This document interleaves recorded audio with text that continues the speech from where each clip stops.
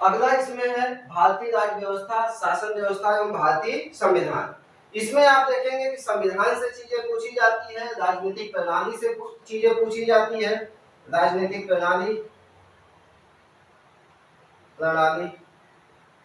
पंचायती राज, पंचायती राज। साथ ही साथ आप देखेंगे कि सार्वजनिक लोक नीति, अधिकार संबंधी मुद्दे, सार्वजनिक लोक नीति, सार्वजनिक लोक नीति और अधिकार संबंधी मुद्दे,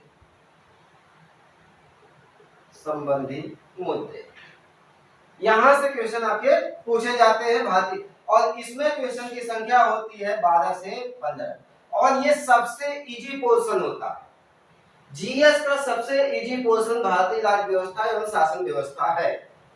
इससे अगर 12 क्वेश्चन पूछ रहा है तो आप 12 में 12 लगा सकते हैं, 15 पूछ रहा है तो 15 में 15 लगा सकते हैं, यानी 100% मैथ की तरह इसमें आप जो है कि क्वेश्चन को लगा सकते हो, सॉल्व कर सकते हो। ठीक है, तो आपने देखा राष्ट्रीय और अंतरराष्ट्रीय महत्व की समसामयिक घटना क्रम लगभग साल भर का पूछा जाता है और भारत का इतिहास एवं भारतीय राष्ट्रीय आंदोलन आपसे पूछा जाता है।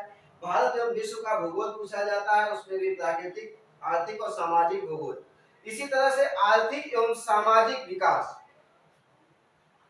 आर्थिक अर्थव्यवस्था से आ जाते हैं, अर्थव्यवस्था से पूछा जाता है, इकोनॉमी से, अर्थव्यवस्था। इसमें आप देखेंगे आर्थिक एवं सामाजिक सतत विकास, आर्थिक एवं सामाजिक सतत यानी सस्टेनेबल विकास, यहां से क्वेश्चन होगा। कैसे है, क्या है, ये जब हम आती वाली क्लास चलेगी उसमें जो है बताया जाएगा। साथ ही साथ जो है कि गरीबी से क्वेश्चन होगा, समावेशन से क्वेश्चन होगा, गरीबी से, गरीबी, समावेशन, समावेशन, यहां से क्वेश्चन होगा। इसके अलावा आप देखेंगे जननांकीय यानी जो है कि डेमोग्राफी, यहां से डेमोग्राफी से क्वेश्चन होगा। इसके अलावा आपका जो है कि सामाजिक क्षेत्र कार्यक्रम यानी सरकार जो कार्यक्रम लाती है उससे जो है क्वेश्चन होगा, सामाजिक क्षेत्र कार्यक्रम, सरकार जो आम जनता के लिए सामाजिक कार्यक्रम लेकर आती है, जैसे पोलियो हो गया, जैसे आपका और भी जो है मुद्दे हो गए, उससे संबंधित जो क्वेश्चन होते हैं वो पूछे जाते हैं। और इन दोनों का, भारत का एवं विश्व का भूगोल, साथ ही साथ अर्थव्यवस्था, ये दोनों आपस में जुड़े हुए हैं। कभी कभी ये पता नहीं चलता है कि ये ज्योग्राफी का क्वेश्चन है कि ये इकोनॉमी का क्वेश्चन है, और साथ ही साथ जो है करंट अफेयर्स इसमें जुड़ा होता है। तो आपको यह ध्यान में रख के चलना है कि यहाँ से क्वेश्चन पूछे जाते हैं। 12 से 15 क्वेश्चन इसके भी हो सकते हैं। अगर दोनों को मिला दें, भारत एवं विश्व का भूगोल और अर्थव्यवस्था, तो 30 से 35 क्वेश्चन होते हैं। बहुत ही इंपॉर्टेंट है, आप किसी भी चीज को छोड़ के नहीं चल सकते हो। अब देखने में आपको, जब तक आपको ये सिलेबस आपको पता नहीं होगा और सिलेबस को एक एक जो है कि टॉपिक को बहुत बारीकी से आप अध्ययन नहीं करोगे, एक एक चीजों को बहुत बारीकी से नहीं समझोगे, तब तक आपकी 100% तैयारी नहीं होगी। और 100% तैयारी नहीं होगी तो आपका सिलेक्शन नहीं होगा।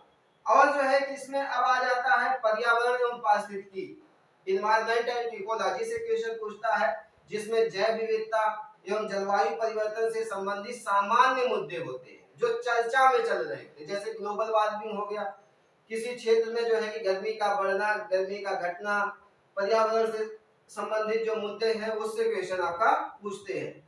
और इसमें किसी के विषय की विशेषज्ञता जरूरी नहीं है। इन्वायरमेंट एंड इकोलॉजी यानी पर्यावरण, पर्यावरण एवं पारिस्थितिकी से संबंधित क्वेश्चन यहाँ पे पूछे जाते हैं आपसे। इसमें है आपका जैव विविधता, जैव विविधता, जैव विविधता। इसके अलावा है आपका जलवायु परिवर्तन, जलवायु परिवर्तन, परिवर्तन से संबंधित सामान्य मुद्दे जिनके लिए किसी विशेष की विशेषज्ञता जरूरी नहीं। अब देखो ये वाला जो है पर्यावरण और पारिस्थितिकी तीनों चीजों से जुड़ा हुआ, भारत एवं विश्व के भूगोल से जुड़ा हुआ है, अर्थव्यवस्था से भी जुड़ा हुआ है, साथ ही साथ ये साइंस से भी जुड़ा हुआ है, तीनों चीजों से जुड़ा हुआ है। यानी इसमें जो है कि आपको किसी पर्टिकुलर विषय को नहीं पढ़ना होगा, ये सारे सब्जेक्ट पढ़ रहे हो तो ये सारी चीजें आपको समझ में आ जाएंगी। इसमें साल भर जो है जो मैगजीन आती है उस पर जो है नजर बनाए रखिए, 6 से लेकर 12 तक की जो एनसीईआरटी है उससे जो है उस पे नजर बनाए रखिए। आप देखेंगे इससे संबंधित जितने भी 7 से 8 क्वेश्चन आते हैं इसको आप सॉल्व कर ले जाओ।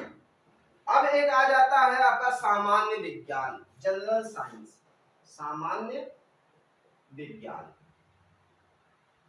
जनरल साइंस, यहां से क्वेश्चन पूछे जाते हैं। जनरल साइंस में 10th लेवल तक की जो एनसीईआरटी की किताब है उसको आपको पता होना चाहिए। उसमें भी जो बायोलॉजी वाला पोर्शन है और करंट से जुड़ा हुआ कोई मुद्दा है वह आपको जो है पता होना चाहिए, वहां से क्वेश्चन आपके पूछे जाते हैं। और इसके क्वेश्चन की संख्या होती है लगभग 10 से 12, यानी सारा चीज आपको पढ़ना है।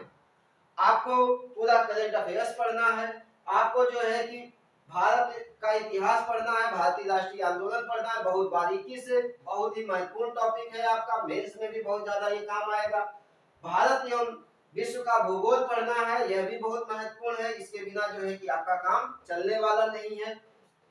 और आप देखेंगे भारतीय राज्य व्यवस्था एवं शासन व्यवस्था जिसमें भारतीय संविधान, राजनीतिक प्रणाली, पंचायती राज, सार्वजनिक लोक के मुद्दे, अधिकार संबंधी मुद्दे, फिर उसके बाद अर्थव्यवस्था में आर्थिक, सामाजिक एवं सतत विकास, गरीबी समावेशन, जननीति, सामाजिक एवं क्षेत्र के जो कार्यक्रम है उसको पढ़ना है, फिर पर्यावरण और पारिस्थितिकी, फिर जैव विविधता, जलवायु परिवर्तन और सामान्य विज्ञान, ये आपको पढ़ना है। और ये है जीएस फर्स्ट का जो है कि यूपीएससी प्रीलिम्स का एग्जाम जिसमें जीएस फर्स्ट में आता है, इसमें 100 क्वेश्चन पूछे जाते हैं।